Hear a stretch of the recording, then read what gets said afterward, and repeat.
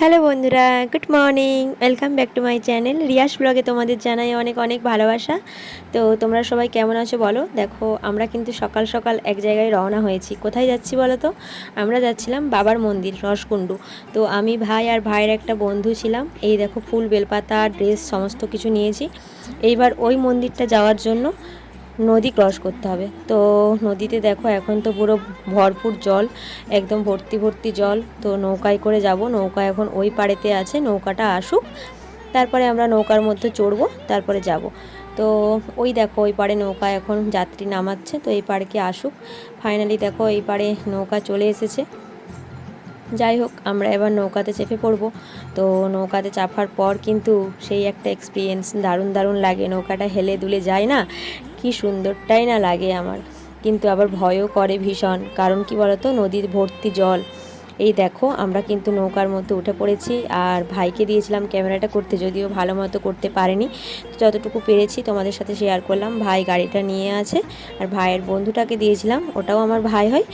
ও ক্যামেরাটা মনে করে দিচ্ছে। তো এই দেখো নদীর চারিপাশটা। আর নৌকার মধ্যে ওঠার পর আমার তো ফোন হাতে নিতেই কেমন কেমন একটা লাগে। একেই নিজেই টলটল করি, আবার ফোন দেখো। তারপরে এই যে যেই দাদাটা আমাদেরকে নিয়ে যাচ্ছে, তো কতটা কষ্ট করে নৌকাটাকে মানে চালাতে হয় একবার দেখো, দেখলেই বুঝতে পারবে কতটা কষ্ট হয়। দেখো যখন এইভাবে এটা করে কতটা কষ্ট হয়। তো সত্যি বলতে দেখতে খুব ভালো লাগছিলো, ওই জন্য একটু তুলে ধরলাম। ফাইনালি আমরা বাবার মন্দিরে চলে এসেছি। তো আসার পর দেখো এখান থেকে কিছু ধূপ, তারপরে গামছা, এই সমস্তটা ভাই কিনবে, তো ওই দোকানে এসেছিলাম। আর সবাই দেখো একে একে বাবার ভক্তরা, কেউ দণ্ডি কাটছে, কেউ মাথায় করে জল নিয়ে যাচ্ছে। তো আমরাও সেইভাবেই নিয়ে যাব। আগে দোকানের কাজটা সেরে নিই, তারপরে আমরাও যাব। তো ভাই বলল চল আগে ঘুরে ঘুরে সব কিছু কেনাকাটাটা করে নিই।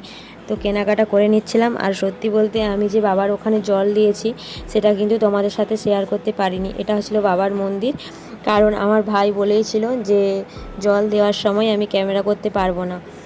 আর এই যে দেখো আমি আর ভাই প্রথমে স্নান করে নিচ্ছি, আর ভাইয়ের বন্ধুটা মানে আমারও ভাই হয় ওটাও, ওর কাছে ফোন বলো জামা প্যান্ট সব ওখানেতে রাখতে দিয়েছিলাম, কারণ একজন একজন করে না করলে তো একটু প্রবলেম হবে। তো এই ছিল বাবার পুকুর। বাবার পুকুরে স্নান করলাম, করে এখানে একটা বাবার মূর্তি আছে, তো এখানে আগে জল দিয়ে দিলাম, তারপরে মন্দিরেতে যাব। তারপরে আমি ভাই জল ঢালা হয়ে গিয়েছিল, কিন্তু ক্যামেরা করতে পারিনি। প্রথমেই বললাম, ভাই বলেইছিল মন দিয়ে জল ঢালবি, ওখানে নো ক্যামেরা। তো সেই কারণে করতে পারিনি। এবার ভাইয়ের বন্ধুরা যখন জল দিতে যাচ্ছিল, তখন ভাই আমাকে কিছুটা দৃশ্য ক্যামেরাবন্দি করে এনে দিয়েছিল। আর আমি ওই বাবার মন্দিরের সাইডে যে পুকুর আছে ওইখানেতে ছিলাম। মানে আমি আবার ওদের ড্রেসপত্র সব কিছু দেখছিলাম আর কি। তো এই যে দেখো পুরো রাস্তাময় দণ্ডি কাটছে সবাই। তো আর এই যে ভাইয়ের বন্ধুটা ধূপ তারপরে জল নিয়ে যাচ্ছে। এখানে অনেক কটা জায়গাতেই জল দিতে পারবে, যেমন বাবার মন্দিরে তো তুমি প্রবেশ করতেই পারবে না, ফাঁকেতে তোমার ডোঙা সিস্টেম করা আছে, ওখানেতে তুমি জল দিতে পারবে।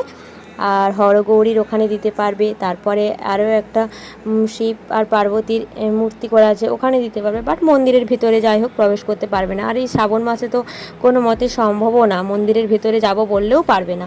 দেখতেই পাচ্ছ কী পরিমাণে ভিড়টা হয়েছে। তো আমরা যখন এই জল দেওয়ার ব্যাপারটা করছিলাম তখন সবে 9টা কি 10টা বাজে। তারপরে যখন 12টার দিকে মন্দির খোলা হয়, পুজো দেওয়া হয়, আরও মারাত্মক ভিড়। তো দেখো পুরো মন্দির জুড়ে এত এত ভক্ত বাবার, তো দেখলে আশা করি বুঝতেই পারবে। তো এই রকম নানান নানান, এই যে দেখো হরগৌরী আছে, তারপর এই সাইডে দুটো পাথর আছে। তো সবগুলোই তো বাবা মহাদেবের কিছু কিছু মূর্তি ওখানে আছে। তো ওখানেতে জল আমরা দিতে পেরেছিলাম, বাট মন্দিরের ভিতরে ঢুকতে পারিনি। যাই হোক বাবার উদ্দেশ্যে এসেছি, যেখানেই জল দিই না কেন সেটা বাবাকে দেওয়াই হয়। মন্দিরের চারিপাশটাও তোমাদের সাথে একটু শেয়ার করে দিলাম। আর কারা কারা এই রসকুণ্ডুর বাবার মন্দির চেনো আমাকে একটু কমেন্টের মাধ্যমে জানিও। আমার বাড়ির থেকে কিন্তু এই বাবার মন্দির খুব একটা বেশি দূরত্ব নয়, মাত্র 12 থেকে 13 কিলোমিটার হবে। আর এই দেখো একটা শিব আর পার্বতীর একটা মূর্তি করা আছে না, দেখতে খুব সুন্দর লাগছে। এই গাছের ওখানেতে দেখো অনেক ঠাকুরও বসানো আছে। আর এই সাইডের দিকে আইসক্রিম, তারপরে যে এখানে সবাই রেস্ট করতে পারবে বসে, এই সমস্ত করা আছে। দেখতে কিন্তু খুব সুন্দর লাগছে। দেখো এখানেতেও সবাই জল দিচ্ছে।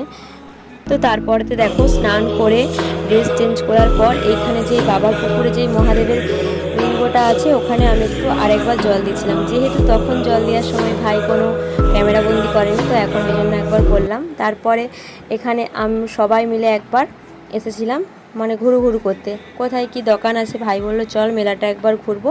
তো এবার একসাথে সবাই এসেছিলাম আর এখানটায় কিছু ফটো মানে ওঠালাম আর কি। তো এটা দেখতে সত্যিই খুব সুন্দর লাগছে। আর এই দিকে দেখো মেলার এই সাইডে কি আছে, চলো দেখতে থাকো। মেলাতে যেরকম থাকে সব রকমই আছে এখানে। তো ভালো মতো সেভাবে তোমাদের সাথে তুলে ধরতে হয়তো পারিনি, তো যতটুকু পেরেছি ততটুকুই শেয়ার করেছি। যেহেতু মানে আমার নিজস্ব তো ক্যামেরা আমি করতে পারছিলাম না, যেহেতু ওখানে পুজো দিতে এসেছি। তো ভাইয়েদেরকে বলছিলাম করে দিতে, ভাইয়েরা যতটুকু পেরেছে করে দিয়েছে। তারপরে মেলা ঘুরে কিছু একটা খেয়ে আবার আমরা বাড়ির দিকে রওনা দিলাম। তো বাড়ির দিকে রওনা দেওয়ার পথে ছিল আমাদের বাড়ির পথের রাস্তা। তো আর এই দেখো আমার মুখের কি অবস্থা, পুরো রোদে পুড়ে একাকার হয়ে গেছি। আর ওখানে স্নানও করেছি, সেভাবে মাথা টাথা আঁচড়ানোর জন্য চিরুন টিরুন কিছু নিয়েও যায়নি, সোজা একদম প্রায় 2টো বেজে গিয়েছিল বাড়ি আসতে। তারপরে আবার নদীতে নৌকায় চড়ে তোমাদের সাথে একটু নদীর দৃশ্যটা শেয়ার করে দিলাম। চলো আজকের ভিডিওটা এখানেই শেষ করছি, টাটা বাই বাই, দেখা হবে নেক্সট ব্লগে, ততক্ষণ তোমরা সুস্থ থেকো।